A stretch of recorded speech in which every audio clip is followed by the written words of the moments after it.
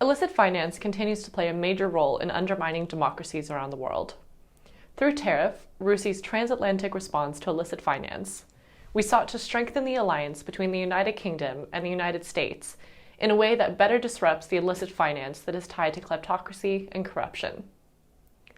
We first assessed the actions needed on our own home front and the ways in which the UK and the US need to audit their own toolboxes to determine what mechanisms and tools we already have at our disposal, as well as what gaps exist which stand in the way of substantive progress. Following this, we turned our attention outwards to approach illicit finance on a more international level, where we discussed relationships with third countries and how we could better manage partnerships and expectations across the board.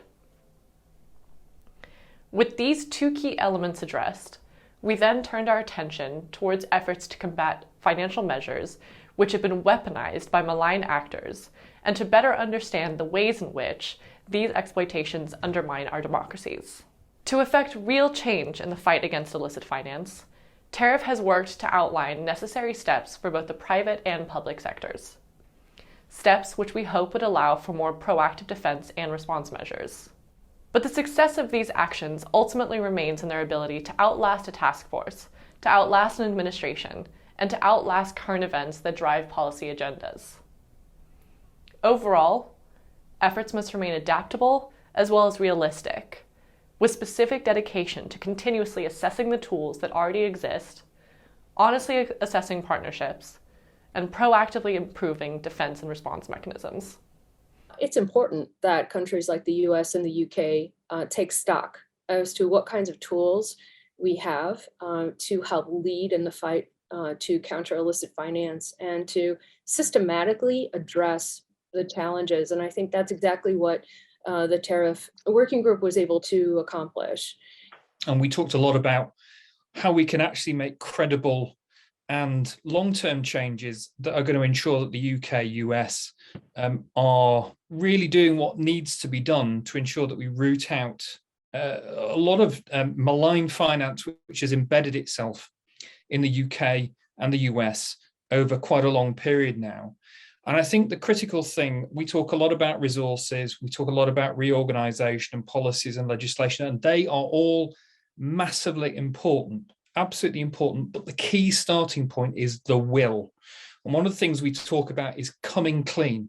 And I think the key thing that comes out of this particular initiative is the importance for the UK and the US to look at their history and say, okay, we could have done things better, and now we're going to do them better in the future.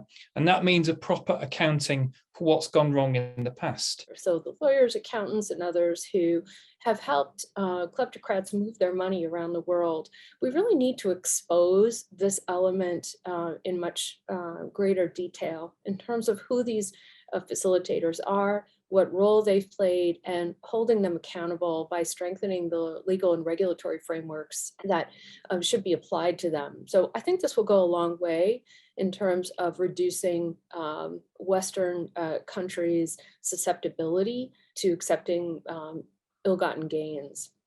Initiatives like this, getting together, think tanks, parts of civil society, key individuals and people within the media as well, helps create and craft an important agenda which we need to get out there that says it's not just about ticking the boxes on what FATF says, it's about going above and beyond. So I think what we really need to do is take what we've been talking about in these meetings and get that in the public mind. And that means policymakers, the media, and the public too.